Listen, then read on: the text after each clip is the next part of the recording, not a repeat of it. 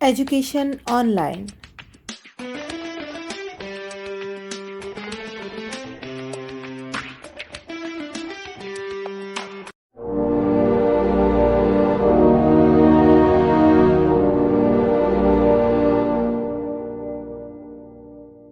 तो आइए बच्चों, प्रस्तुत कविता का भावार्थ देखते हैं। हम पक्षी उन्मुक्त गगन के पिंजर बंद न गा पाएंगे, कनक तीलियों से टकराकर पुलकित पंख टूट जाएंगे।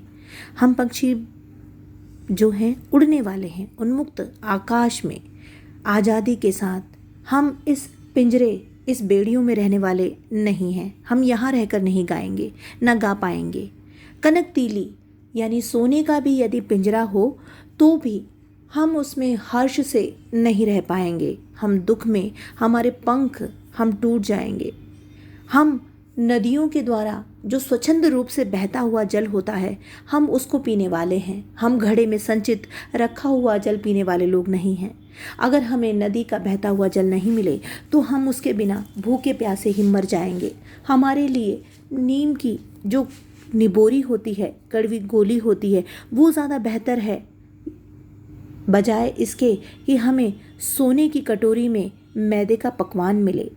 स्वर्ण श्रृंखला के बंधन में अपनी गति उड़ान सब भूले, बस सपनों में देख रहे हैं तनगी फुनगी पर के झूले। वो कहते हैं कि स्वर्ण श्रृंखला यानी सोने की चेन के बंधन में हम सभी अपनी गति, अपनी उन्मुक्तता, अपनी स्वच्छंदता सब कुछ भूल रहे हैं। केवल हम सपनों में जी रहे हैं, केवल सपना देख रहे हैं। जैसे कि पेड़ के अग्रभाग पर झूला लगा हुआ होता है, ऐसे थे अरमान की उड़ते नीले नभ की सीमा पाने, लाल किरण सी चोंच खोल चुगते तारक अनार के दाने। आगे कवि कहते हैं कि हमारे अरमान, हमारी इच्छाएं उन्मुक्त आकाश में उड़कर उस सीमा को पा लेने की थी, और हमारी जो ये चोंच है, हमारे जो सपने हैं, वो जो लाल किरण आ रही है, वो जो आँख की पुतली जैसे अनार के दाने हैं, उनको ले लेने की है। यानी इच्छाएं तो हमारी इतनी बड़ी हैं, लेकिन हम बेड़ियों में जकड़े हुए हैं। आगे बढ़ते हैं। होती सीमा विहीन क्षितिज से इन पंखों की होड़ा होड़ी, या तो क्षितिज मिलन बन जाता या तंती सांसों की डोरी।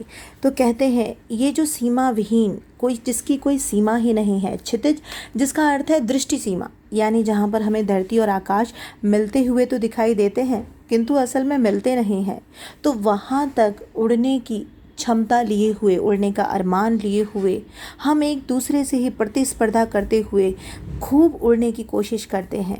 फिर वो जो क्षितिज है, या तो हम वहाँ उड़ पाएंगे, वहाँ तक जा पाएंगे, या फिर हमारी जो सांसों की डोरी है वो थम जाएगी।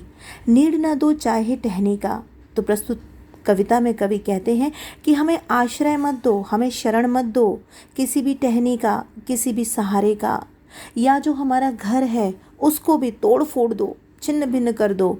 लेकिन ये जो हमारे सपने हैं, हमारे कुछ कर गुजरने की जो क्षमता है, हमारी जो ये सब सिद्धि हैं, इसके लिए हमारे मार्ग में कोई विघ्न बाधा मत डालो।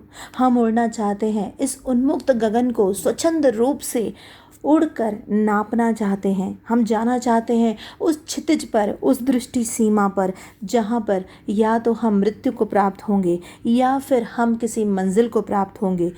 इन सब से बढ़ने से पहले ही हमें तोड़ने, मरोड़ने, बाधा डालने का प्रयास ना करो।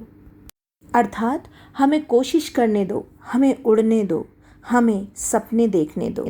तो बच्चों, प्रस्तुत कविता शिवमंगल सिंह सुमन जी द्वारा एक ऐसी कविता जहाँ पर हमें इस प्रकृति के साथ तालमेल करते हुए उन्मुक्त आकाश में अपनी क्षमताओं के साथ उड़ने की, सपनों को देखने की बात कही जा रही है।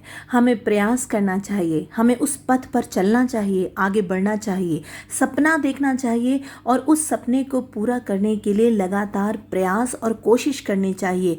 अपने संघर्षों से जूझ कर आगे बढ़ना चाहिए और किसी भी विपरीत परिस्थिति को हरा कर मंजिल को पार करने का लक्ष्य बनाना चाहिए।